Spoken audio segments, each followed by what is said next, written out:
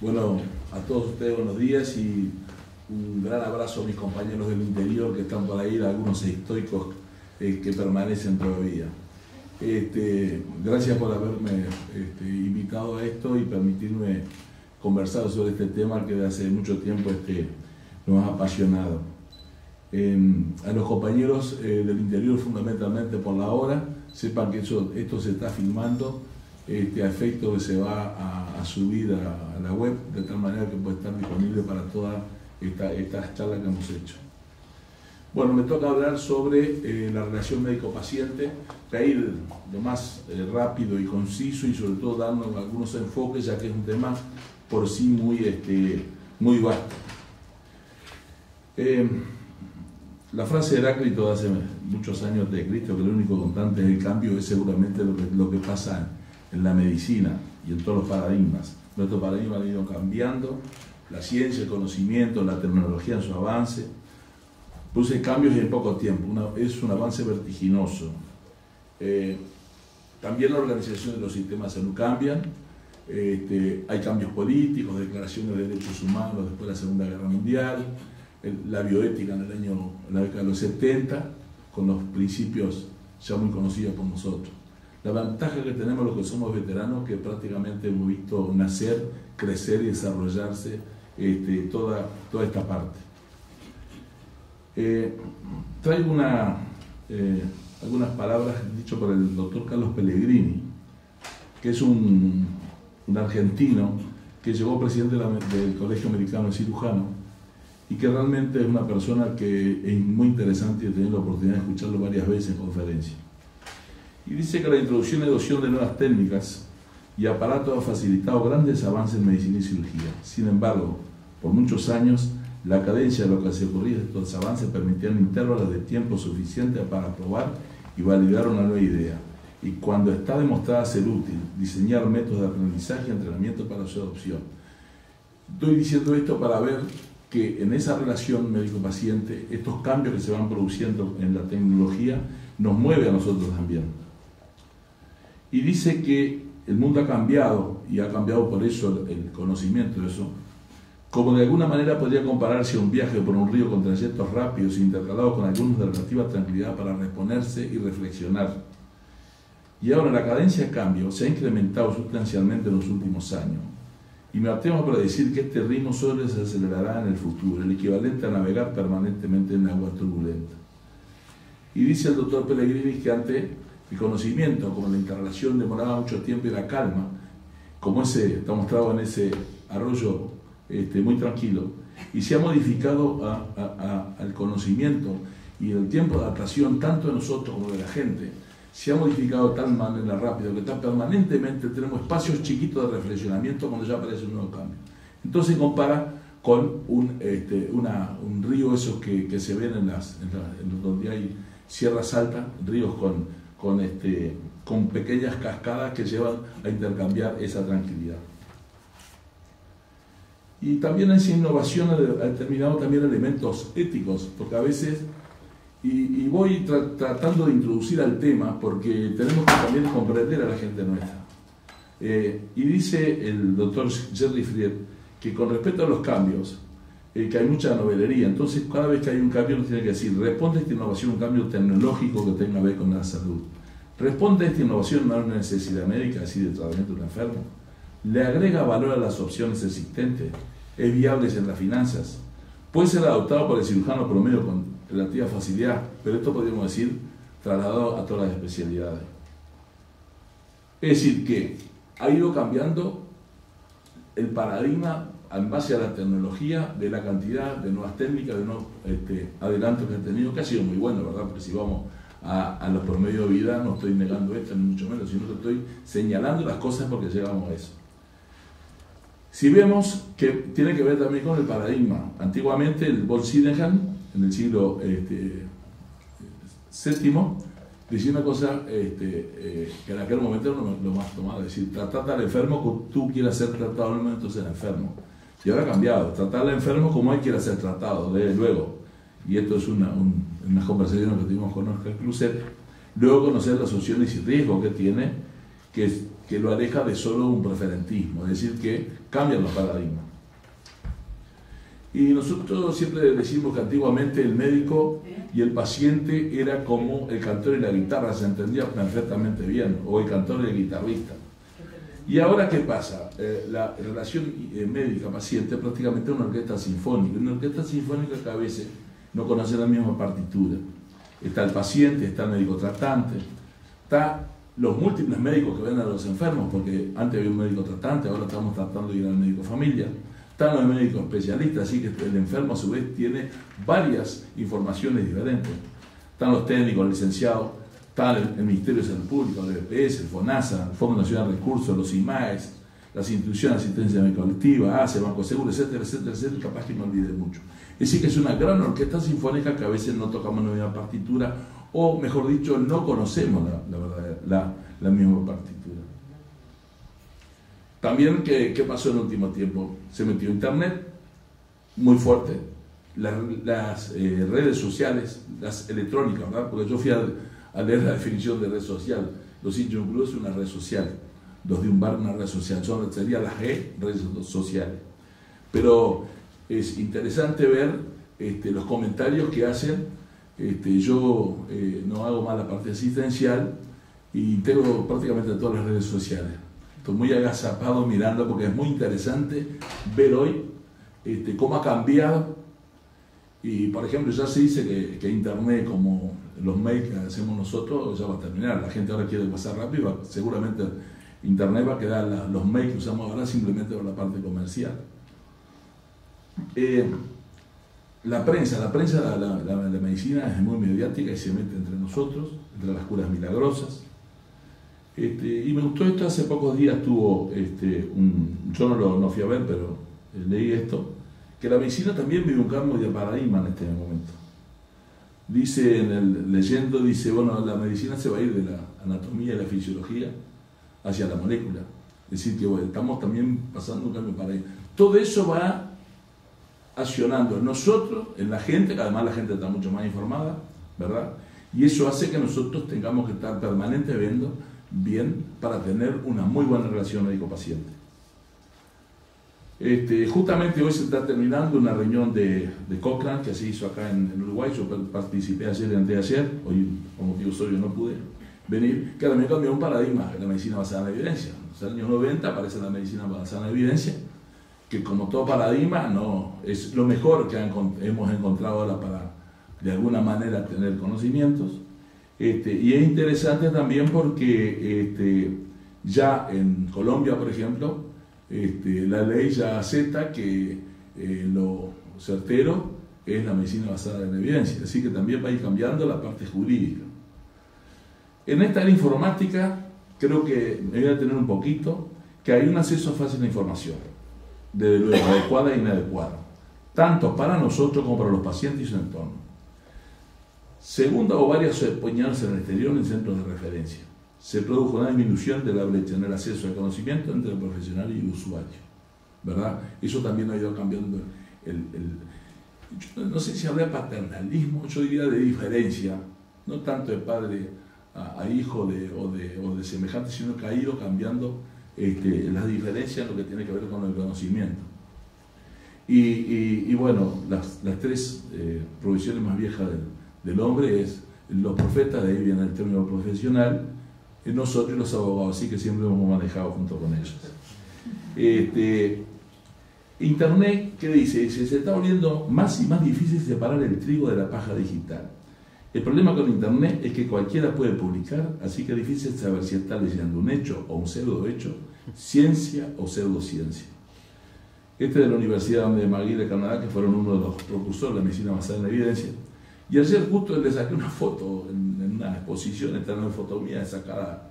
Ahora está fácil también con el celular sacar una foto. Y está interesante eso. De vuelta a separar la paja del trigo, esto es para nosotros.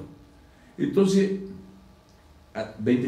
se calcula que hay 24 millones de registros en PubMed. PubMed, que es un buen lugar de referencia. Y solo 0,25 son revisiones sistemáticas. Así que nosotros también tenemos dificultades para llegar al conocimiento. Ayer comentaban que se calcula, porque no se sabe ciencia cierta, que hay más de 100 millones de trabajos publicados, es decir, en la web, y se calcula que habrá revisiones o trabajos más o menos importantes, se calcula entre 70 a 100.000.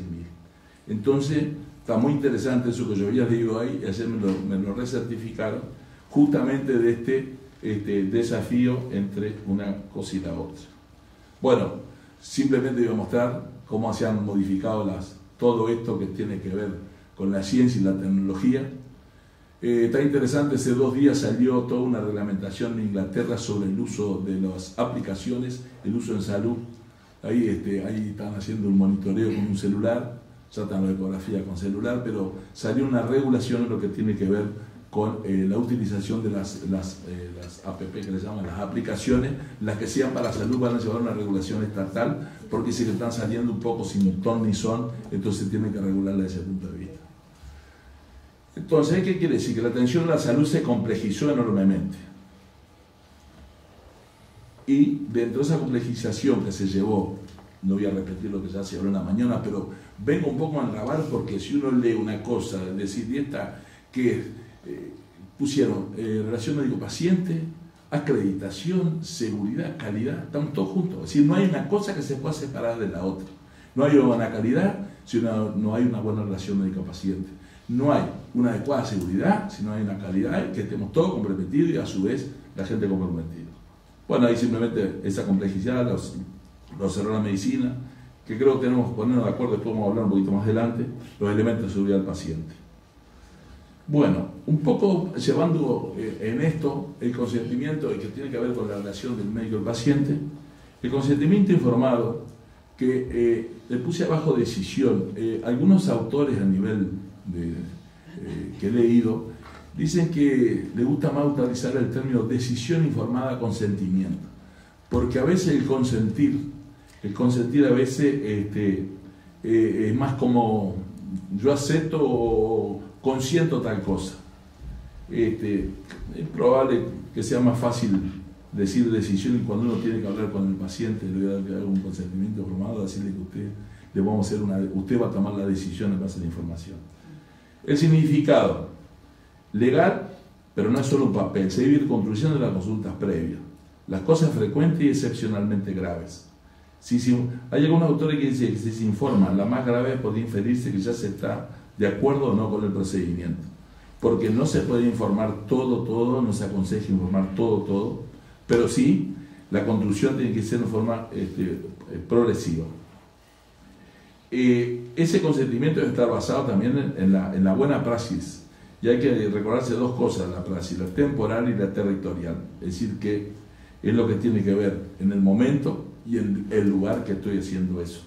Ayer justamente una cosa que se discutió mucho fue la guía práctica clínica, y una cosa que hay que insistir es que la guía práctica clínica tiene que tener el mínimo para que pueda ser aplicada igual en todo el país y no el máximo. Y yo creo que hay que hacer, si bien tomar guías prácticas clínicas de otros países, uno tiene que hacer la propia. Y nosotros pensamos que en el futuro el consentimiento informado, cuando estemos todos bien enterados de esta situación, es por el momento una herramienta para cambiar el paradigma, ya que va a ser normal esa interrelación mucho más compenetrada entre los pacientes y los médicos. Entonces, ¿cómo debe ser el consentimiento informado? Y ahí está la discusión. Específico para cada procedimiento, debe ser genérico. Nosotros en este momento creo que la mayoría de los consentimientos informados que andan por ahí son genéricos, y sin embargo la ley solicita específico. ¿El específico es bueno? Yo estuve acompañando a un amigo mío en el año 83 en Estados Unidos, que era un libro por cada procedimiento, y es probable que a ese paciente uno no lo pueda aplicar. Capaz que proponemos, ya que aprovechamos la oportunidad esta, que sea genérico con especificaciones, que la debe agregar el profesional en el momento que le va explicando al paciente, con algún dibujo, esquema que ayude a entender. Esta es una sugerencia de mi viejo y querido amigo Ricardo Welker, que siempre conversamos sobre estos temas, y ahí viene el viejo refrán que dice que a veces una imagen vale menos que 1000 palabras. Y utilizar palabras del propio paciente, o como él lo entiende. Es decir, hacer una interacción médico-paciente que realmente nos tenga claro, que un entendimiento muy claro entre uno y otro. ¿Cómo entregar el documento de consentimiento informado? Se deben ir construyendo las consultas sucesivas, no se puede una consulta darle toda la información. Entregar una consulta lo sería mejor es entregarlo previo a la internación o previo a algún procedimiento o antes de la última consulta, antes de ese procedimiento. ¿Por qué? Porque permite el tiempo de reflexión del paciente y su entorno y preguntar y repreguntar dudas o algo que no se haya entendido. Entonces van surgiendo algunos problemas, porque ya ha pasado, y sobre todo capaz que los cirujanos más viejos, donde la imagenología no era tan desarrollada como ahora, pero a pesar de todo, todavía la imagenología da algunas falsas imágenes, es que uno tiene que ir, si uno puede y hay tiempo, ir en forma permanente haciendo la información. Es decir, que si uno, capaz que te he desviado un poco la información, pero si uno se encuentra frente a un cuadro que no estaba previsto, sobre todo los cirujanos que no estaba previsto, capaz que uno tiene que parar la operación si no hay ningún riesgo de vida, salir afuera a hablar con los familiares, explicarles la situación nueva y que por lo menos tengan el consentimiento o que estén informados los familiares. Crucé ahí conversando, me pone esa parte de abajo y dice, la figura acompañante, capaz que debería entenderse que habría que poner en alguna frase, decir que existe la posibilidad de algún error diagnóstico y que uno en el intraoperatorio puede cambiar la situación que está. Desde luego, en la emergencia, cuanto más emergente la situación, los tiempos de posibilidad de brindar información es menor, por lo que está justificado frente al bien mayor, la vida, tomar decisiones por parte del profesional actuante en bien del paciente y a realizarse, digamos, en forma excepcional. Guido Berro, en su último libro que publicó en el 2013, creo que en la emergencia dice algunas cosas interesantes. Los requisitos de consentimiento del informado en general es un proceso que implica tiempo, información, comprensión y reflexión. Así que el consentimiento informado no te entrega un papel, que uno lo ha visto habitualmente. Hemos asistido acompañando a un procedimiento a un amigo mío y le entregó un funcionario firmar, que sabemos que no tiene ningún valor desde el punto de vista jurídico ni que hablar ético. Y hay que pensar que en la emergencia el paciente está muchas veces con angustia, con disnea, con situaciones que no pueden ni reflexionar ni pensar. Entonces ahí sale el principio un poco de autonomía por el de beneficencia y no maleficencia y un estado de necesidad de salvar la vida. Entonces, lo que vamos a hacer una propuesta, primero, que el consentimiento sea informado para todo el país igual. Demostrando que se fue construyendo de lo genérico a lo altamente específico. Es decir, nosotros tenemos que vamos construyendo la historia clínica que vamos viendo el paciente. Especificar en cada caso de acuerdo a la situación clínica, porque no es lo mismo el consentimiento informado que va a llevar una persona que está siendo operada una hernia a una persona que ya fue operada una hernia o que tenga otro problema. Así que prácticamente ser un consentimiento impreso para cada sería tan infinito como los individuos que somos. Pensar en agregar un documento adicional firmado también por el paciente y que especifiquen en sus propias palabras cómo ha entendido la información. Hay autores, sobre todo acá en nuestro país, que insisten mucho con esto, es decir, que agregue qué es lo que entendió cuando uno está dando la información. Agregar esquemas y dibujos frente al paciente y entregarlo con tiempo prudencial para que tenga tiempo para su reflexión y las repreguntas. Bueno, es decir que lo importante es tener una buena comunicación. Y me voy a ir un poquito y voy a salir un poquito del libreto. Ustedes vieron las salas, ¿verdad? Una hora impropia, pero creo que nosotros estamos en un debe con nuestros compañeros en tratar de llegar a la masa. Yo de esto lo hemos hablado con respecto a seguridad y calidad con mis compañeros de coloquio, que me parece que no hemos llegado. Estamos poca gente capaz que comprometido en esto. Creo que tenemos que llegar a los 15.000 médicos y a los no sé cuántos enfermeros tenemos en el país, toda la gente que está trabajando, ni que hablar a los directores, ni que hablar a los comandos generales de la institución. Bueno, pienso que después que ponemos nosotros de acuerdo tenemos que instruir al paciente. Es decir, que nosotros tenemos que tener una buena comunicación con nuestro paciente para además instruirlo. Primero tenemos que poner de acuerdo en los términos que nosotros usamos, porque dentro entramos errores y cuasi errores, etc. Creo que si acá los que somos teóricamente peritos, queremos definir las diferentes cosas, capaz que no nos ponemos de acuerdo. Y lo peor hay, no ponernos de acuerdo y querer transmitir cosas que no estamos de acuerdo nosotros. Es decir, utilizamos términos, palabras que entendamos diferentes, es muy difícil que nos puedan comprender. Y está interesante, dice, a veces es necesario aplicar medidas para interrumpir el uso de un término que constituye una causa frecuente, inconsistente de confusión, y que por lo tanto dificulta la comprensión y el progreso. Esto está escrito, interesante, esto que está en la Clínica Quirúrgica del año 2006, todo es de la Universidad de Canadá, toda la importancia que tiene la terminología. Y una vez se ve en los congresos que están discutiendo dos personas que en realidad están hablando con el mismo término de dos cosas. Entonces, creo que la otra parte muy importante en la seguridad y en la relación del paciente, que el paciente tiene que tener una actitud activa del paciente bien informado. Ya se está usando en el idioma español el término empoderamiento. Uno ve mucho el empoderamiento del paciente. A mí no es un término que me guste. ¿Por qué? Porque ya va a poner en pica como el poder. No, acá no estamos dando poder a nadie. Acá lo que me parece que tenemos que hacer es que nosotros, el paciente tiene que tener una actitud activa bien informado. No quiere decir que esté empoderado ni nosotros tampoco tenemos poder, sino nosotros entre los dos tenemos que buscar lo mejor para ambas partes. Debe estar bien informado el paciente y su entorno, que integra el equipo de asistencia. El proceso asistencial se ha hecho muy complejo, por lo tanto precisamos que los pacientes colaboren en ello. Y el error humano, por ser humano, sabemos que es imposible, entonces tenemos que sacarlo, hay que mitigarlo. Dice Gamarra que al informar adecuadamente al enfermo se pasa la responsabilidad, no total, no quiere decir que nosotros no la tengamos, pero si el paciente está informado es mucho mejor y además va a colaborar con la asistencia y la seguridad. Nosotros en la Ciudad de Salto hace 2 años empezamos a trabajar en conjunto con la cultura de seguridad, todos los actores de la salud, tanto hospital como la mutualista. Entregamos a cada paciente que ingresa tanto al hospital como al sanatorio un folleto en el cual le dice que tiene que averiguar qué medicamento le están dando, por qué le están dando el medicamento, si le cambia el color del medicamento que le dieron, digamos que tenga una actitud activa a efectos de que poder colaborar en ese proceso de seguridad.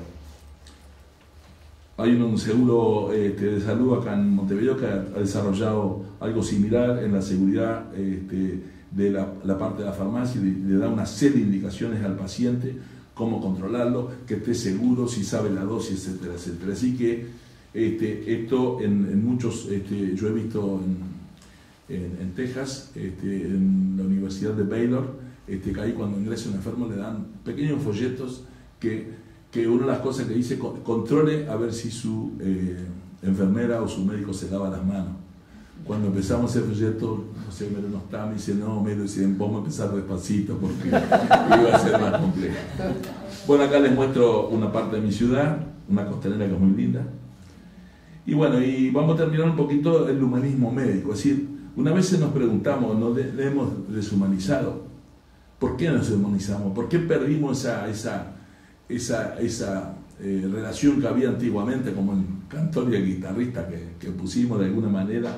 O como y bueno, creo que una de las cosas fue que se terminó en tal institución entre medio, ya no hay mucha cosa que rodea todo eso.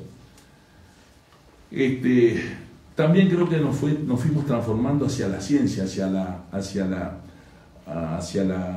estadística, y nos llevó a veces a perder de lado que los porcentajes y las estadísticas nos perdió de lado al paciente que estaba enfrente.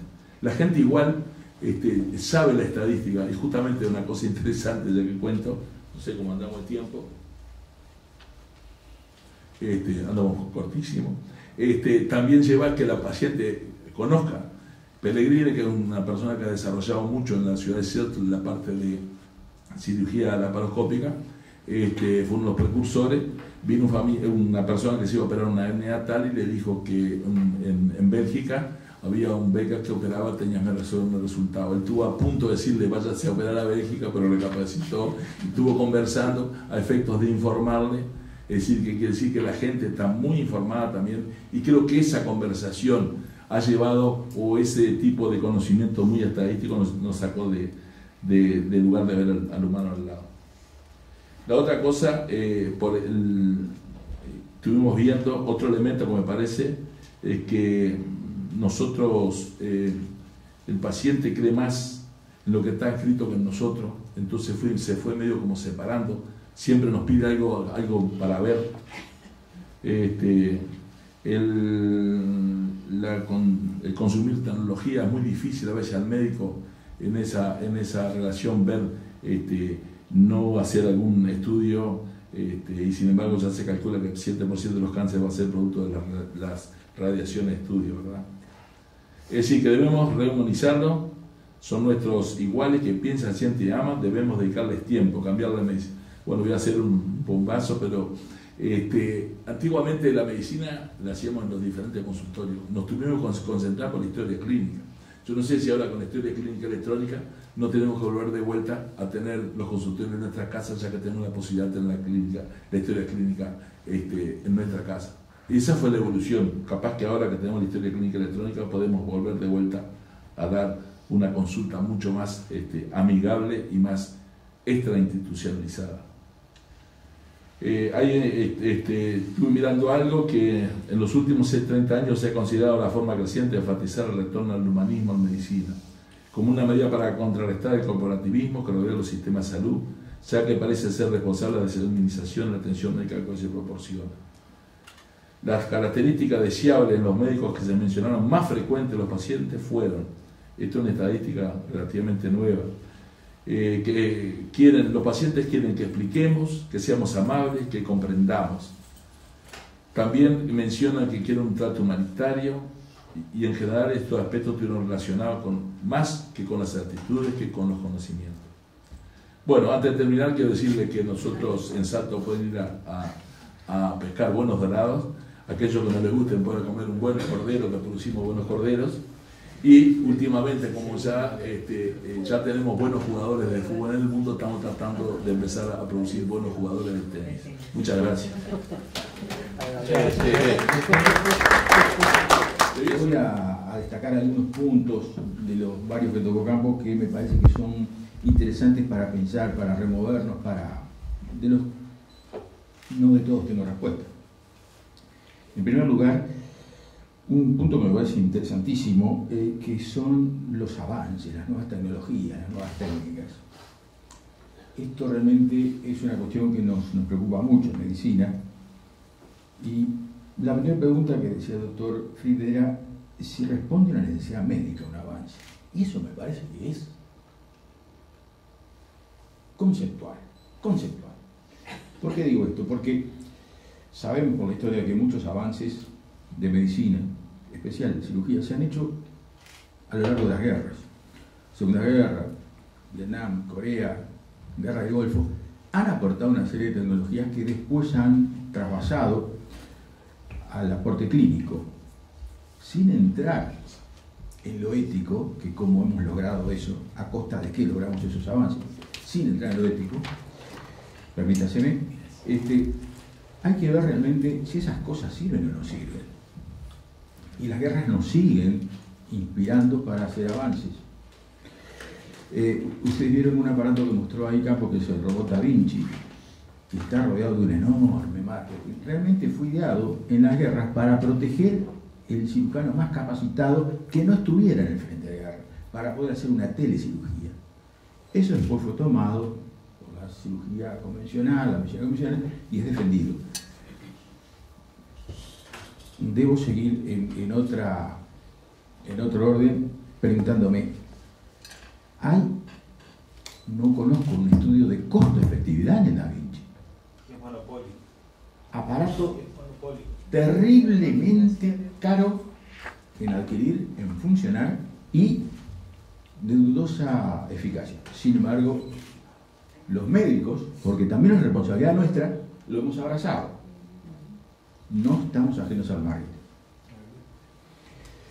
Y la industria en general, la farmacéutica, la industria de insumos médicos y también nos crea adelantos, también nos hace marketing y también nos convence que los precisamos. De tal manera que creo que este tema es un tema realmente crucial para nosotros y tenemos que ser por lo menos conscientes de que esto está pasando. ¿Cuál puede ser la solución?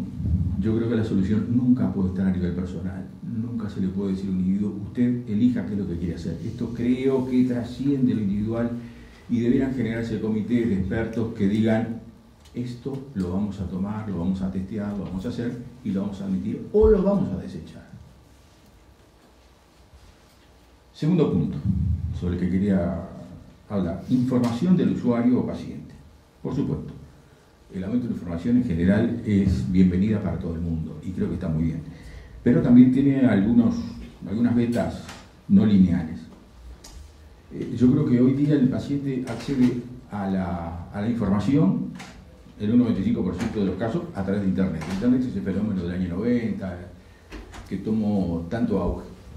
Internet, estimados, es la calle. Es la calle, donde hay museos, donde hay cultura, donde hay conciertos, donde se vende pasta base, donde hay prostitución, etcétera, etcétera. Y nadie sabe dónde se está metiendo en una calle. ¿A dónde voy con esto? Es que habitualmente el usuario, el paciente, tiene acceso a lo que él puede acceder, que no son siquiera las revistas o publicaciones autorizadas. Y muchos de estos artículos son pseudocientíficos y terminan también con marca de abajo y decir, venga y opérese conmigo. Y entonces hay que tener mucho cuidado con eso. Y hay que prevenirlo al paciente. Creo que parte de la información que le tenemos que dar al paciente es, tenga cuidado con la información que accede. Y la otra pregunta un poco más filosófica es, ¿cuánto puede captar, cuánto puede atesorar, aquilatar realmente un paciente que no es médico de una literatura médica? Le falta todo ese background que creo que nosotros médicos tratantes somos el que tenemos que dar para que él pueda acceder a eso. Redondeando esto, la información, sí, sin duda, pero posiblemente también advertir al paciente del peligro de una información sesgada. Y casi seguro que la enorme mayoría de pacientes tienen informaciones sesgadas. Tercer punto, consentimiento informado. Consentimiento informado, hay ríos de tinta escritas sobre esto y yo no quisiera redundar en esto, pero hay el gran marco que regula esto es la relación médico-paciente o paciente, su entorno y equipo de salud, ¿verdad? Porque las cosas se han complejizado enormemente ahora. Y ya se ha dicho aquí, posiblemente haya que, de ese traslado que hubo de la relación de tipo parental, donde el chamán le decía al individuo qué era lo que tenía que hacer, o el brujo de la tribu impone sus necesidades, a una relación un poco más fraternal, de igualdad, pero que, no nos engañemos, sigue siendo de asimetría, porque el paciente, salvo contadas excepciones, no es médico. Sigue siendo una relación asimétrica. Y creo que eso se lima a través de sinceridad, del médico honestidad, sobre todo con empatía, poder ponerse en los zapatos del otro, con compromiso y con mucha entrega. El concepto, para mí, clave en el consentimiento informado es, antes del consentimiento informado, es dar información. Nosotros estamos obligados, pero estamos obligados, más allá de legalmente, estamos obligados éticamente a dar información. Ese es nuestro gran compromiso. Y esto realmente es lo único que yo creo que nivela esa asimetría que hay entre el paciente y el tratante. Después viene el otro lío de cuánto dar, con qué profundidad, la oportunidad, y eso ya fue tratado por Campos y seguíamos de tema. Otro punto que quiero destacar es el documento, porque esto me interesa mucho. El documento firmado. Hace más de 10 años, creo que publiqué un trabajo ahí en el anuario jurídico sobre consentimiento informado, y ahí decía una cosa que se demostró frontalmente que yo estaba en el error.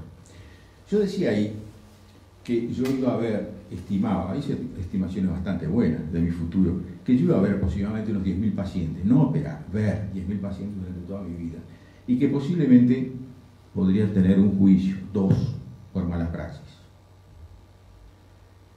¿A dónde iba con estos cálculos? Que yo creo que en nuestra cultura estoy hablando de 10 años atrás, era visto como que cuando alguien me hace firmar algo es porque no está haciendo las cosas bien. Eso es lo que está inmanente en todo sujeto uruguayo, por lo menos de 10 años para atrás. Claro, los abogados lo ven distinto, tienen otra formación. Para ellos firmar un papel es lo habitual, es como dar un intramuscular para nosotros. Ellos lo ven bien. ¿Por qué digo esto? Porque, bueno, yo estaba equivocado, después vino el consentimiento firmado. Y hoy ya yo no puedo ir sobre esas cosas que yo pensaba hace 10 años. Hoy hay que firmar. ¿Y a qué voy con esto? Campos lo dijo muy bien. El consentimiento informado, firmado, es la última etapa de la información. Cuando ya no tenemos más nada que agregar, cuando está toda la carne del asador, bueno, ahí firmamos mansamente, sin violencias, el consentimiento en total acuerdo. Y también rescato una cosa más, es que cuidado con que vaciar de contenido al consentimiento firmado. Lo que decía bien Campos, firme esto, ¿por qué? Porque si no lo firma el doctor no lo pela. Bueno, eso sí son cosas que tenemos que pesar mucho, combatir mucho y ser inflexibles. Y por último, y termino, la humanización. La humanización, que creo que también es un tema muy importante. Posiblemente, yo no sé si es por la fragmentación de la asistencia, por la hiperespecialización, por el aumento de exigencia del usuario. Yo creo sí que se nos ha ido un poco de las manos la parte humanitaria de la medicina. La sociedad de consumo nos lleva, no solamente a nosotros médicos, sino también al paciente, pensar que esto es un bien alcanzable, un bien terrenal conseguible, y eso complejiza las cosas. Posiblemente, hasta que no comprendamos, hasta que el médico no comprenda cabalmente que lo nuestro es una profesión de servicio, de estar al servicio de alguien, no podemos llegar a una buena medicina, no podemos hacer una medicina. Y para que el médico pueda estar al servicio de alguien, él tiene que estar bien, él debe estar bien. Y acá entra otro punto que lo rozo, y no voy a entrar en él, que es quién cuida al cuidador. Hoy se trató, creo que Homero decía el famoso tema de un colega. Bueno, pero tenemos que esperar que esto estalle. No habrá manera de prevenir cómo está determinado individuo en su medio laboral, haciendo las cosas, su problemática familiar, etcétera, etcétera, para decir, no lo tome a mal, usted le vamos a dar X tiempo de licencia, su caso lo va a llevar un psicólogo, etcétera, etcétera. Digo, porque después no vale nada el arrepentimiento. En suma, yo creo que nuestra profesión vale solo en la medida que la llenemos de humanismo. Y posiblemente una revolución es volver a llenar esta profesión de contenido humano. Nada más. Santiago. Bueno, muchas gracias al Colegio Médico por la invitación, pero al igual que lo hacía el doctor Boyker, yo debo confesar que estoy acá no por amigo del doctor Campos, sino por el sobrino, lo cual me coloca en una posición mucho más complicada. Yo quería partir de esta cuestión que planteaba Néstor sobre la relación médico-paciente, enfocada desde otra óptica, que es desde la óptica de cómo esto genera la judicialización. Si nosotros estudiamos el fenómeno de judicialización en Latinoamérica, y creo que por referencia, aunque en mucho menor cantidad en Uruguay, el altísimo porcentaje de judicialización está vinculado a crisis de la relación médico-paciente.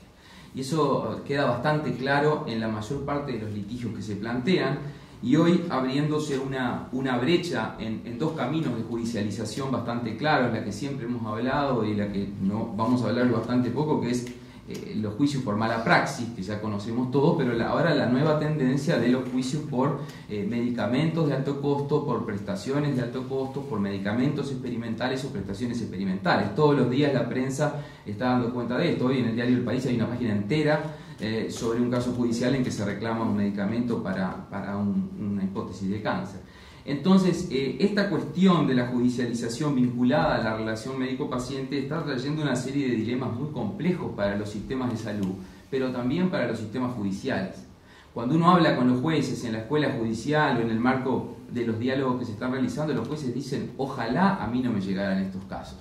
Porque el juez en realidad es un invitado de piedra a toda esta historia, no le interesaría para nada actuar en esto y es llamado a actuar necesariamente a partir de un abogado y un usuario que plantean una demanda.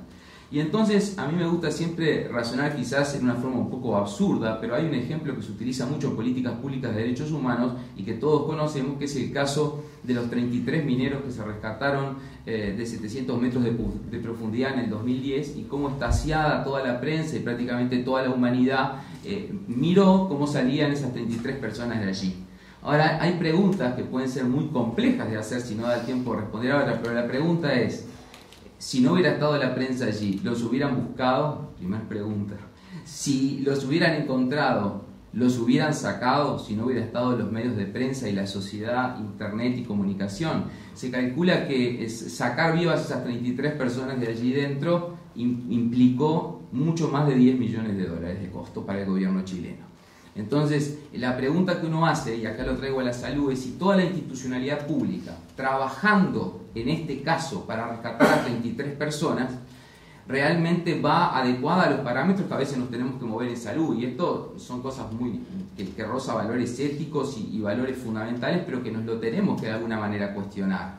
Dicho de otra manera, nadie pensó si en definitiva con todo ese dinero no se estaba quitando recursos de otra política prioritaria en salud, en vacunación, en combate de la desnutrición infantil, etcétera, etcétera. Sin embargo, cuando los jueces se enfrentan el dilema de un paciente que reclama un medicamento que está autorizado en el país pero que no está priorizado y ese medicamento tiene un costo de $1.000, $2.000, $3.000 por semana, los jueces ahí entran en este mismo dilema, pero la diferencia es que allí está bastante menos presente la prensa, sobre todo al principio, o a veces sí lo está. Entonces aquí viene la cuestión de los tres criterios que hoy se están planteando en Uruguay, las tres posiciones de los jueces, donde hay algunos jueces que dicen el derecho a la vida no tiene límite ninguno y basta que un médico diga que se necesita un medicamento para yo como juez ordenarlo. Y acá vuelvo a la relación médico-paciente. En definitiva, y esto para ver un poco la contracara de la cuestión, dicen los jueces, en definitiva el problema surge cuando en la relación médico-paciente hay un médico que indica el medicamento. Y ahí vemos las distintas caras del problema, porque hablando con los médicos se enfrentan también a un problema complejo. Hay una norma vigente en Uruguay que establece que el médico debe informarle a su paciente no solo acerca de los procedimientos, terapias y tratamientos que se hacen priorizados, sino también de los que no lo están, incluso los que se hacen en otro país. Entonces, esto coloca al médico en un dilema, y lo hemos conversado mucho con los médicos que indican medicamentos, sobre todo para cáncer, que dicen, bueno, yo ya sé que el sistema no se lo va a pagar, yo ya sé que esto puede abrir la vía de un amparo, pero yo estoy obligado normativamente a disponer o a indicar esto.